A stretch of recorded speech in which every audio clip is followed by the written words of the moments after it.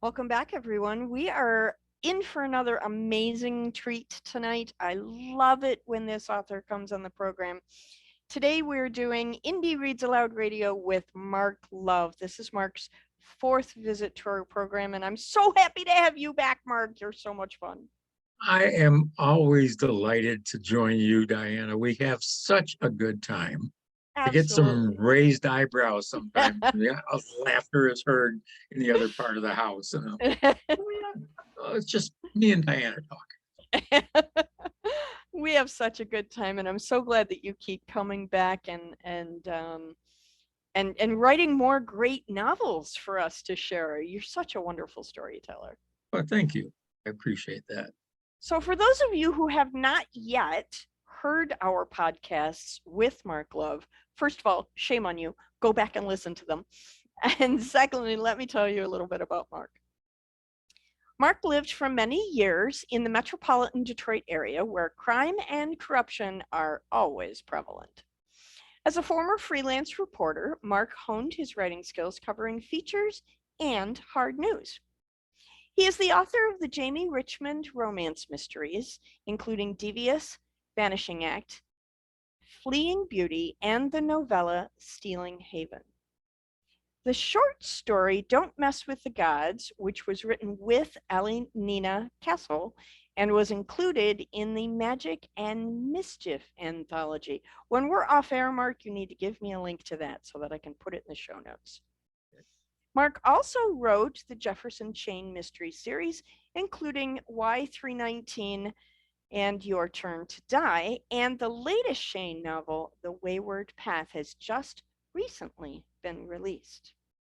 You can hear a little bit of that on another episode.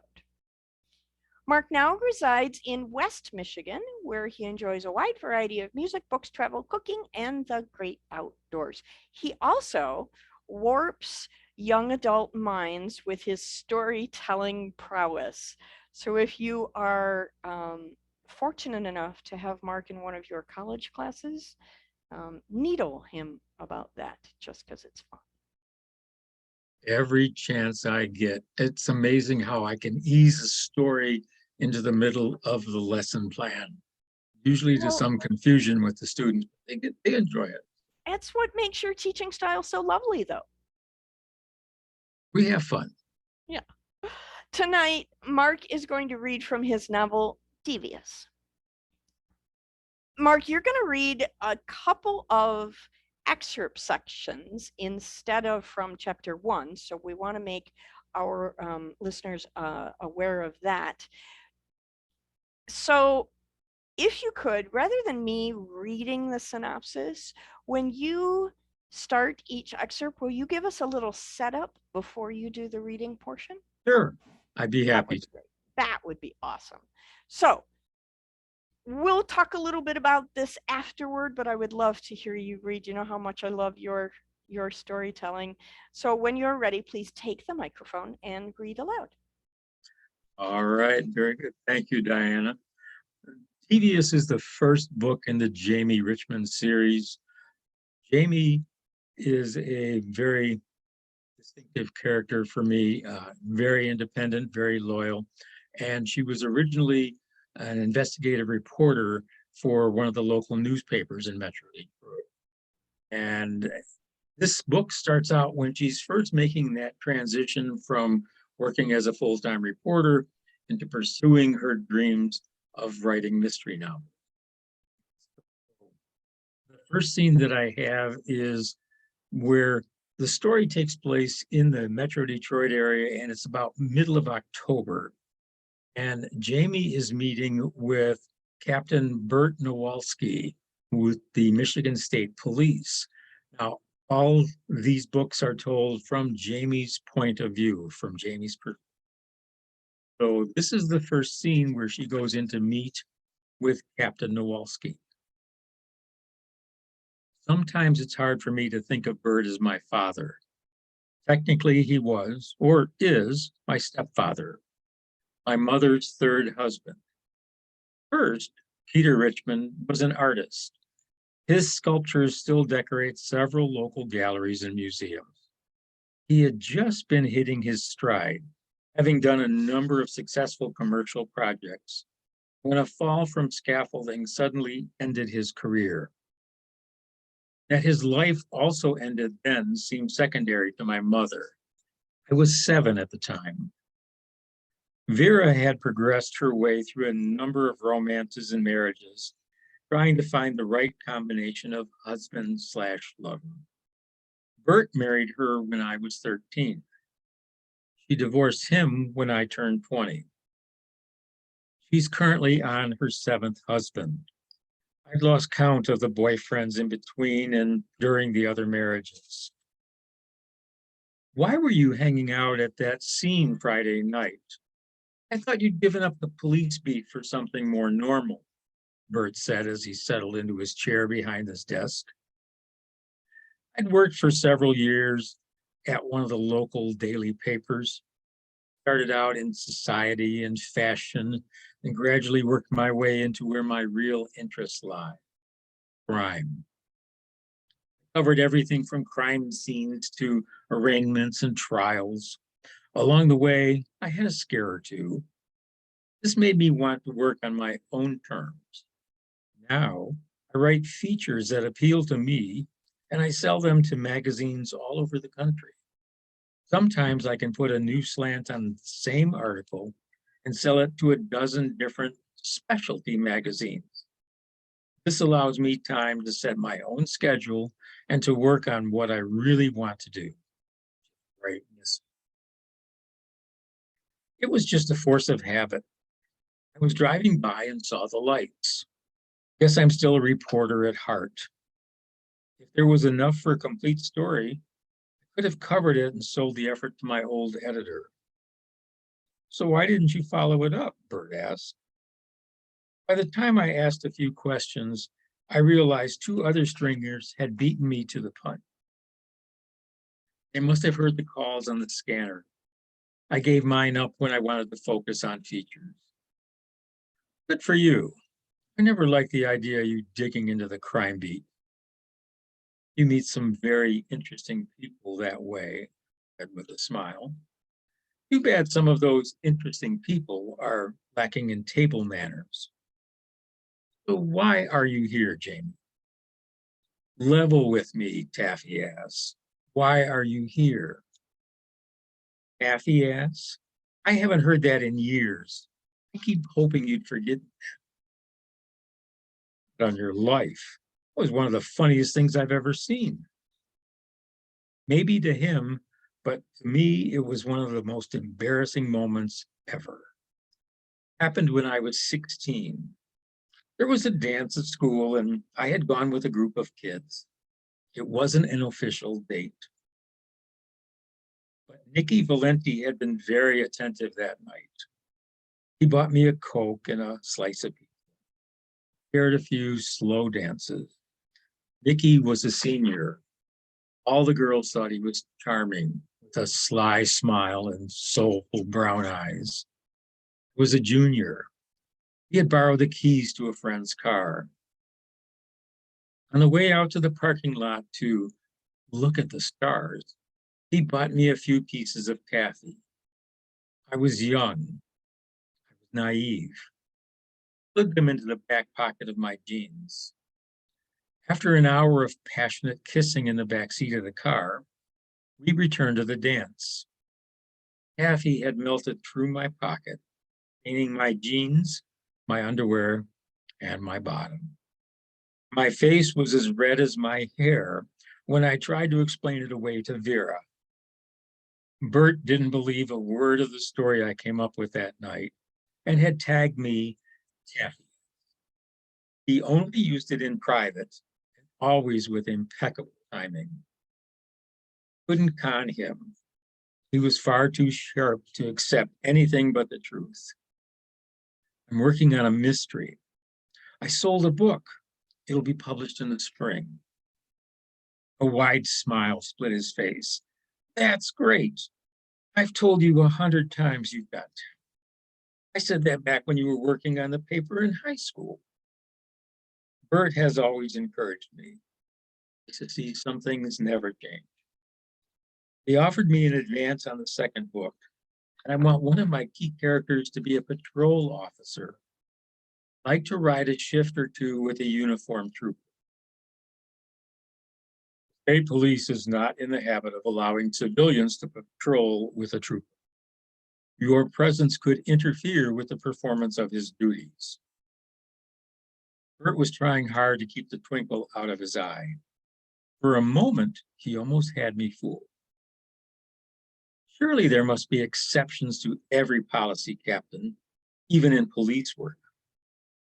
I tried to think of something to bargain with. He chuckled. Don't get formal on me, little girl. Remember, I'm the one who caught you climbing up the trellis after curfew when you first discovered. Hey, I was 15, and that's ancient history, like a dozen years ago. The twinkle was definitely there. 16 years, but who's counting? Anyway, I didn't say we wouldn't allow it. What are you suggesting, Bert? Best time for you to witness would be a daylight watch. Things aren't nearly as hectic as when the sun goes down. I leaned forward, trying to read his expression. Nothing. Even as a kid, I could never gain any insight from his face. If it's all the same to you, I'd much rather take an evening chair. Bert shook his head and closed his eyes. You're not going to make this easy for me. Come on, Bert, have a heart. I'm talking about one shift in the evening with a regular trooper. 8 hours and I'm out of your hair. And I'll never mention to Vera that I saw you or how good you looked. It was a shot, but I knew deep down that he still cared about her. Such flattery. You're a piece of work. But I'd find it more amusing if you did mention it to your mother. Come on, Bert. Say yes and I'll be your Valentine. The face-splitting smile returned. I remember the first time you pulled that one. I came around the desk and planted a kiss on his cheek. And who always sends you a card on Valentine's Day? You do. And Christmas, Father's Day, birthday. You do. And who's your favorite stepdaughter? You're my only stepdaughter. Doesn't that make me your favorite? Yes, it does. So you'll set it up? Oh, all right, he said with just a hint of disgust. I'll see to it. But if anything goes sour during the night, I'm giving the trooper specific orders to dump your taffy ass at the post. Understood? I stood erect and snapped off a salute. Understood. Bert rose to escort me out to the lobby. I pulled a tissue out of my purse and carefully wiped the lipstick off his cheek. Suddenly, I got the impression that I'd been snookered. He stopped me just outside his office, gently squeezing my elbow. Why couldn't you do something safe, like teaching or modeling? I looked down at my chest. Couldn't make it as a model. I'm lacking a few of the essentials. Bull, legs like those could sell stockings. Hell, even I'd buy a pair. He gave me another brief hug, then turned to go back to work. They call it hose now, Bert. Pantyhose. Hey, I'm an old-fashioned guy. Besides, stocking sounds a whole lot sexier than hose. Scene number 2. Jamie has been given permission and is riding along with Trooper Smitty Kleinsmith. Gain background information for the character she wants in her next book. Now, they've seen some action. They stopped, had a dinner break, and now, late in the shift, they're getting back on patrol. He was quiet. I was preoccupied, thinking about the events I'd witnessed so far. It was possible I had offended him somehow by not following his instructions about remaining in the car. I filled in my notes using the glare from the occasional passing headlight while the details were still fresh in my mind. It was a slow, silent ride into the darkness. Based on his mood, I expected the rest of the evening would be quiet. He patrolled some of the surface streets for a while, delaying our return to the interstate. Kleinschmidt seemed restless. Maybe dinner hadn't agreed with him. If I bolted my meals that fast, my stomach would certainly revolt. Turned towards the approach ramp for the freeway, and a pickup truck zoomed out of the dark, narrowly missing our front fender. What was that? Mitty snapped on the lights and the siren. The pickup was bathed in the red twirling light. The truck's color was a faded white, dotted along the fenders. Gradually, it veered across the bridge for the interstate and eased onto the shoulder. Drunk driver, I asked. It could be. Wait here. He glanced at me as he started to get out of the car. And I mean it this time. Hey, okay. Smitty radioed in his location, climbed out of the patrol car. The spotlight mounted on his door was trained on the truck. Shadows filled the cab. Kleinschmidt headed straight for the truck as the driver's door swung open. There was no one else on the road, no traffic of any kind. This section of the city didn't even have streetlights burning. This wasn't a residential area. It was more commercial, a little factory, probably the type that support the automotive industry. Casually, I let my eyes drift over to the right, where the outline of a warehouse could just be seen behind the cruiser's spotlight. I was wondering if Smitty would give this person a warning, or if his indigestion would result in a ticket. Suddenly, I saw a flash of light and heard a muffled bang. Smitty pitched onto his back, his right hand clawing feebly at the holster as a loud roar reached my ears. The door of the truck was still open, a brown arm extended beyond the edge of the spotlight. A gun was clutched in the gloved hand. I watched in horror as the trigger was pulled back for another shot. Everything that happened next must have been instinct. Maybe it was merely a reaction, or dumb luck, or the force. Yeah, maybe it was the force. I don't think I'll ever know for sure. I reached across and pounded on the horn with one hand, flipping the button Smitty had used to activate the siren with the other. The sudden noise startled the driver. His arm jerked back into the cab. The door slammed. Spraying stones and dust behind, the truck lurched onto the road and raced away. Fumbling the microphone off the dash, I thumbed the button. Kleinschmidt has been shot. Send an ambulance. I dropped the microphone and managed to get my door open. The frame around the window clipped my forehead and knocked me back a step. I'd forgotten to turn off the siren, and its wail was splitting my eardrums. I muttered, "Stay calm." This was easier to say than it ever was to do. Reaching back inside, I switched the siren off, then rushed around the front of the car. Smitty was lying on his back on the edge of the road. Blood soaked the gravel beneath him. His eyes were closed, but I could see his chest moving. I dropped to my knees beside him.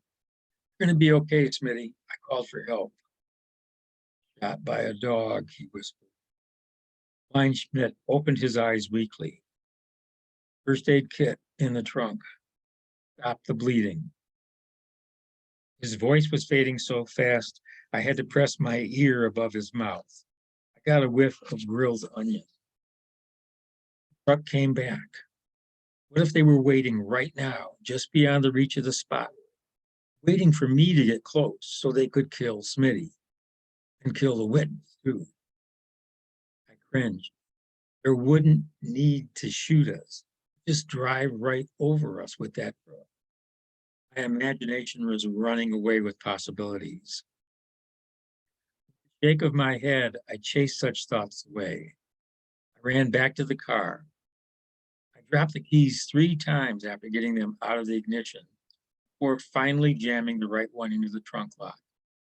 There was a white metal box with a red cross on it. I lugged it back to Smitty and knelt beside him. Oh, was that ambulance? There were latex gloves inside the kit on top of all the equipment. I pulled them on and rummaged through the contents. I found some large sterile gauze pads and some medical tape. Somehow I managed to crudely tape the gauze to each side of his shoulder.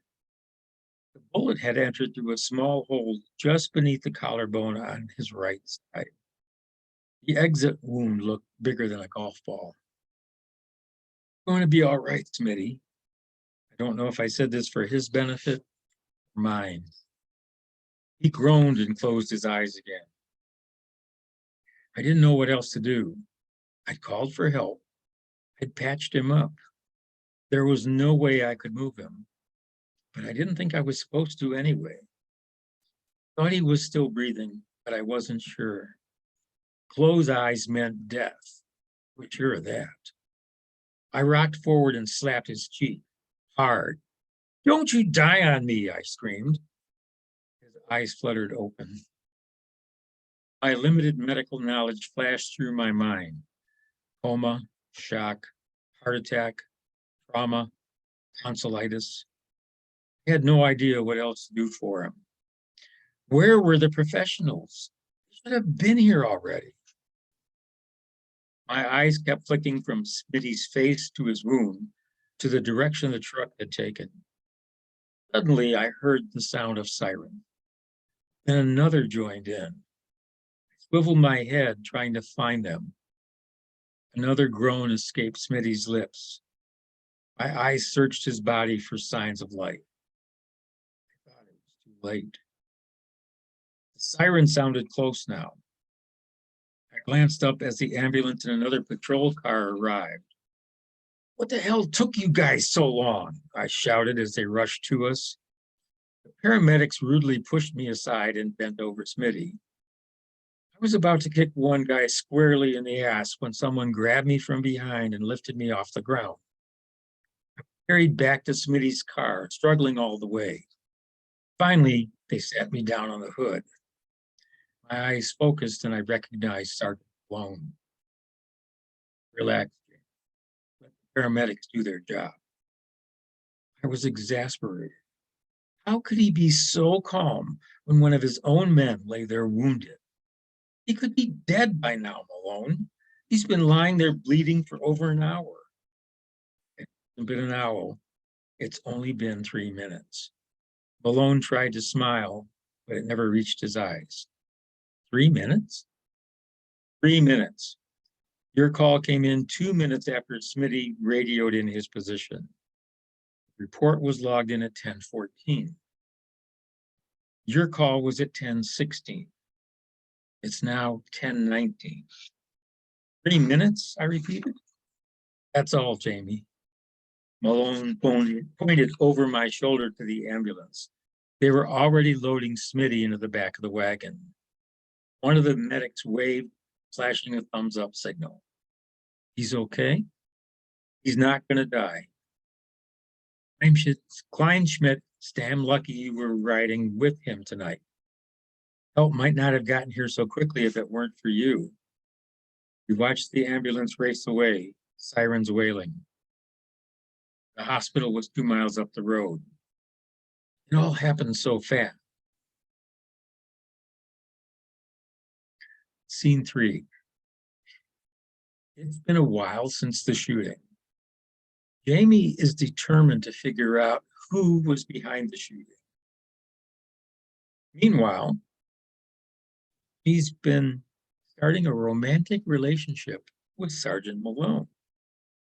Malone only uses his last name, which has piqued her curiosity. Jamie's been out of town for a few days. Thursday evening, I returned to an unexpected heat wave. My apartment was stuffy and quiet. I was reminded of a spinster aunt who spent her life cooped inside her little flat, afraid to venture out into the world. threw open the windows and switched off the furnace. I'd taken nothing but business attire with me and was dying to get comfortable in a pair of jeans.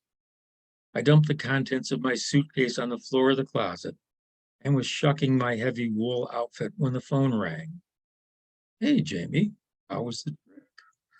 Malone's deep voice cooed in my ear. It was good, Norton.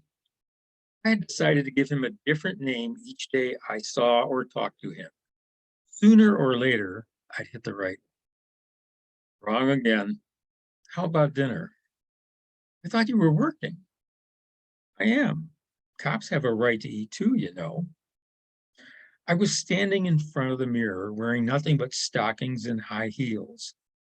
I wondered if Malone would like the outfit. Maybe I should ask. So do you want to meet me or not? Yes, Norton. Where? O'Leary's in 10 minutes. Naked.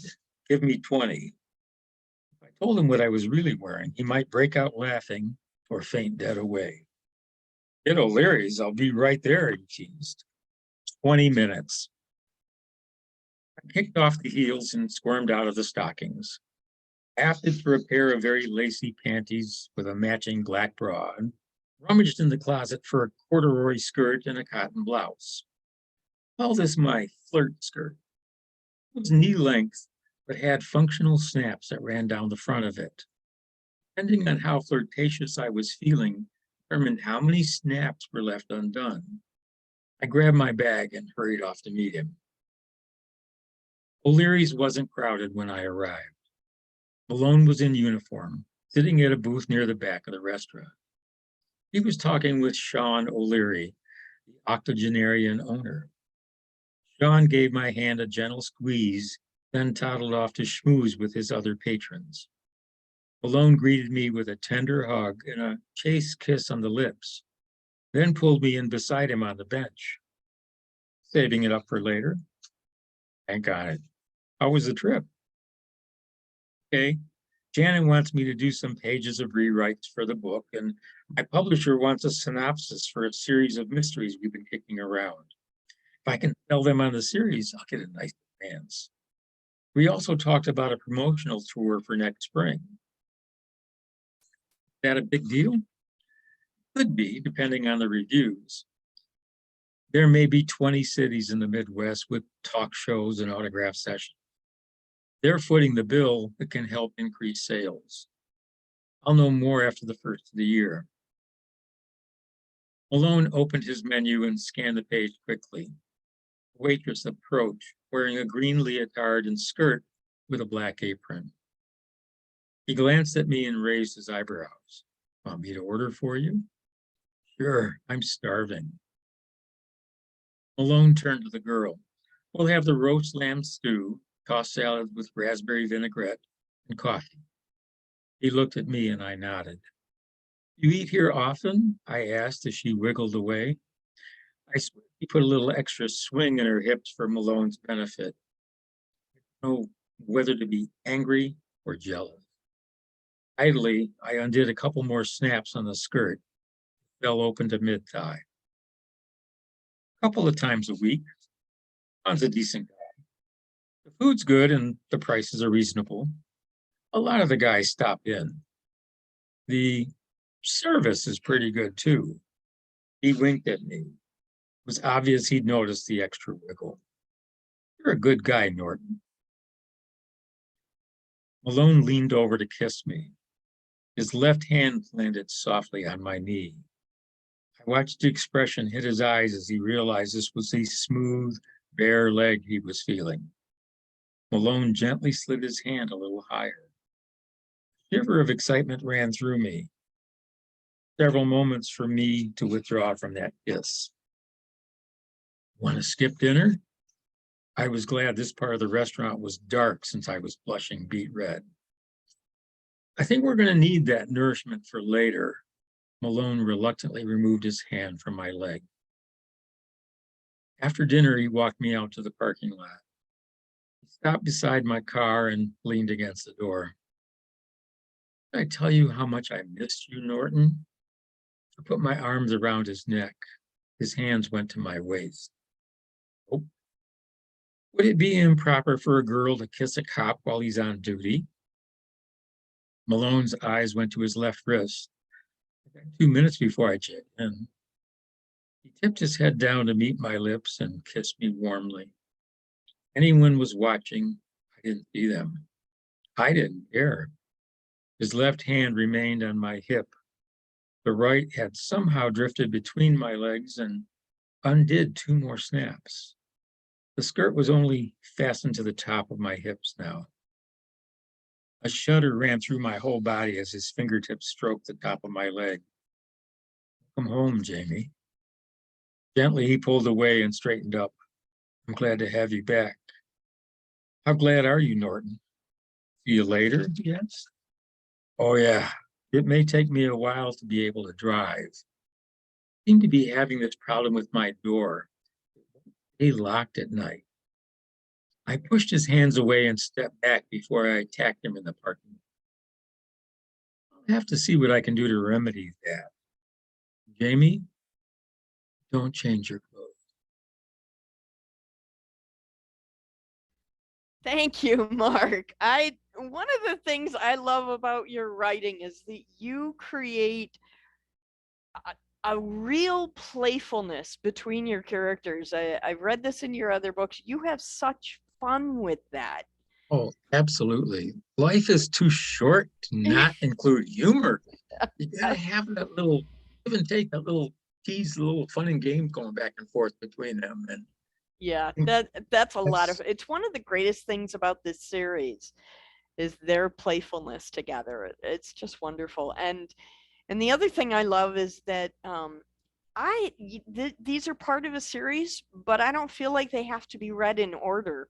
Did you write them with the intention of them being standalones? I did, and originally I have to admit I never planned on doing a series. I thought Jamie would be a one and done, and I would move on to something else. But she was such a wonderful character, and Malone as well. That as soon as I got done with the first one, and I started getting some feedback from friends, they were like, "What's next? What do you mean? What are you gonna do with her next?" I'm like, I don't know. And it just has evolved. And it's such a wonderful pair of these two. And there's a circle of friends around them that gets drawn into many of their stories. And and her mother and her stepfather. And I mean, it's just such a great cast of characters. They are. And Vera is just a delight. And she actually makes her first appearance in the third book of the series, which was Fleeing Beauty. Yes. And she's a wonderful presence there. Very fun in that. and then she appears again in the fourth book, which is at the publishers now. It's called Chasing Favors. With any luck, that's going to come out in July. So we'll have to talk about that when we get closer. Absolutely. Yeah. When we get closer, we're going to have to do that one as well. Last thing. The other day I was writing a piece for my social media content, and it was this talking about this idea of authors are slightly schizophrenic because we have voices in our head all the time. And I've always, when somebody is referred to me as being slightly schizophrenic, I've always taken it as a compliment. Absolutely. So how much of Devious is Jamie and Malone talking to you, and how much of it is you interviewing them? I think the majority of it is them talking to me. There were some scenes there that I have no idea where they came from.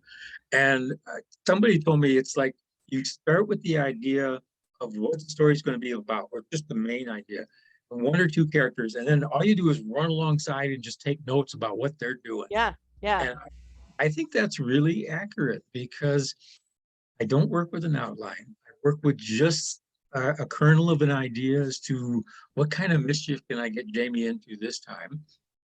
And, it just kind of flows from there. It just happens. Yeah. And there was a social media meme that I saw that said something to the effect of, I don't tell my my characters what to do. I simply write up the incident report.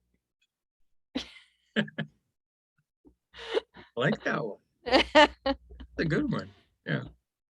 So the next book comes out in about 4 or 5 months, so we can look forward to that. And in the mean, you haven't read everything for me yet, so will you come back and read from the others? I still have, I think, a couple that I haven't touched with you yet. The second book in this series is called Vanishing Act. Yeah, And you that have not read that for me yet. that introduces Jamie's very best friend, Linda. Childhood friends, lifelong friends. They've been together since they were 7 years old, and that's a really great story. I had a lot of Okay, fun. you have to come back and read that for us. I got that, and then the second book in the Chene series is called Your Turn to Die, and the premise is that a fella gets this message on his cell phone. It says today as the subject line, and the body of the message is it's your turn to die. Unfortunately, his phone is in his car at the time that message comes in, so he doesn't get the warning. But oops, little chaos ensues, Yeah. Mild and chaos ensues. Yeah. And one of the things about Jamie, as I said, she's such a wonderful character, and I just can't seem to ignore her. She's this very determined, very stubborn little redhead that just, like you said, it's right here. Yeah. And if I don't pay attention to her every once in a while, I get this little click in the ear thing. So she's actually had little cameo appearances in 2 of the Chene books. Oh, that's fun. Oh yes, and we will have to look for that. It works out so well. And Melissa, my dear publisher with the Jamie series with Inkspell, told me one time, she said, it's kind of like cross-pollination. Yeah. You mean cross-promotion? Yep, same idea. Same idea. You're shifting them between the 2 series, and it's a lot of fun to do that. Yeah. So one last question before we close up today. Okay. So you've got 2 major series now. You have 1 short story that you co-wrote with another author. Yes. Do you have any designs on writing something that's outside of these 2 series? Is there something else brewing in the back of your imagination that we could look forward to? Yes, I'm about 7,000 words into a different story. It's going to be, it's not part of the series. It's going to be a standalone. It's like a crime novel.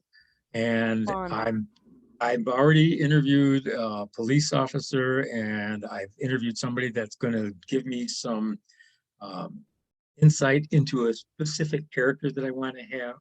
And my goal, I don't know if I'm going to be able to pull this off anytime soon, but I want to interview an FBI agent to get some details. That would be fun.